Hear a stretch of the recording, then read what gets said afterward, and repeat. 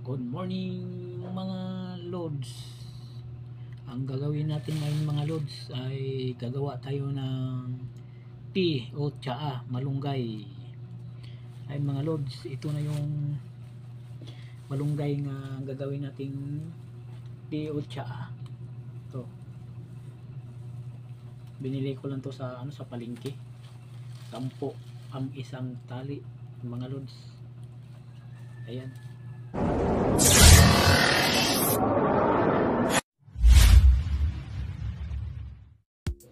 Yan mga lods, ito na yung pinatuyo ko na dahon ng malunggay. Hindi ko lang na videohan kanina yung pagpabilad ko sa araw. Ngayon ang gagawin natin ngayon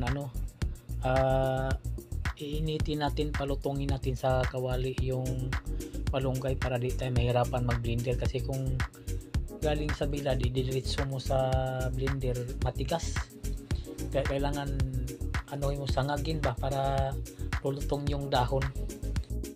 Kailangan mga lods, pag magsangag kayo sa dahon ng malunggay, mahina lang ang apoy. Huwag nyong lakasan yung kalan or anong gagamitin nyo, kahoy ba, kayo, huwag nyong masyadong lakasan kasi masusunog agad masusunog agad yung dahon ng malunggay. Ay mga lods, tapos na tayo masangag na natin lahat. Ang gagawin nyo mga lods, kukuha lang kayo ng plastic, tapos yan gayahin na yung ginagawa ko, durugin nyo para madali siya i-blender. Ayan mga lods, ilagay na natin sa blender para i-blender na natin.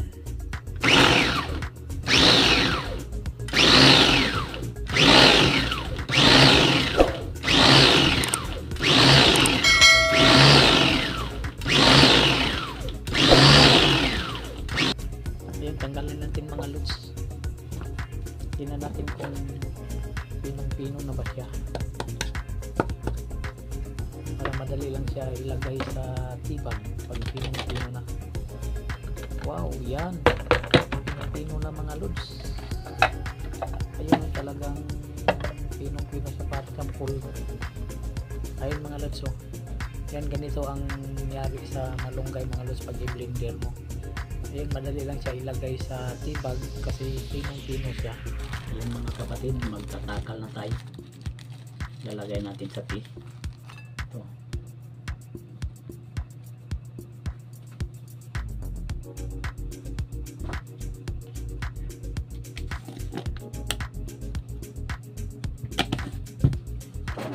Ito yung takalan ko.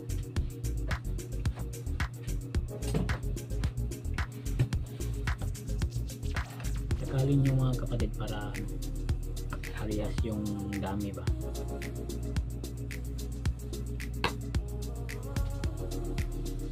Takalan to ng ng gamot. Ang bata.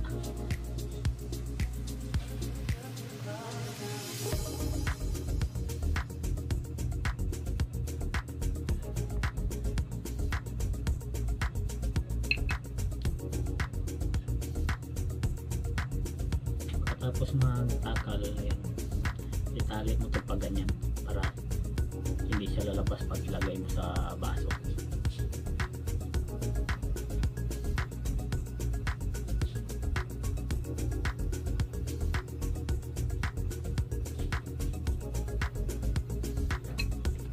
Ayun, tapos na tayo mga kapatid maglagay sa tibag.